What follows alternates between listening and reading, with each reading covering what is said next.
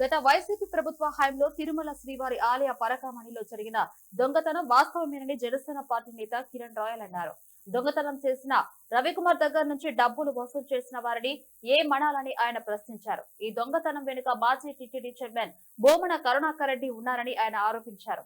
దొంగతనం చేసిన రవికుమార్ బతికి ఉన్నాడో లేదో కూడా అనుమానంగా ఉందని కిరణ్ రాయల్ పేర్కొన్నారు.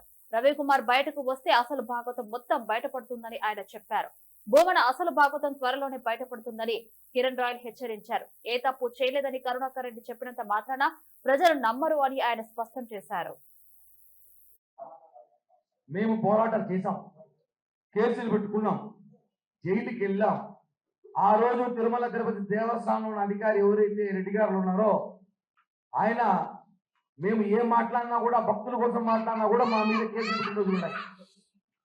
అలాంటి దాఖలాలు కూడా భయపడకుండా జనసేన పార్టీ ఆ రోజు కూడా ప్రతి చిన్న విషయాన్ని కూడా బయట తీసుకొచ్చి పెట్టడం చేయడం జరిగేది. అదేవిధంగా గత ప్రభుత్వంలో జగన్మోహన్ రెడ్డి హయాంలో ఇద్దరు రెడ్డి గారు చైర్మన్ ఉన్న హయాంలో, ఇంకో రెడ్డి గారు తిరుమల కలుసను నడుపుతున్న హయాంలో తిరుమల పరకామణి చోరీ జరిగినప్పుడు ఆ విషయాన్ని ఒక 2-3 మీడియా ఛానల్ బయట తీసుకురావడం జరిగింది.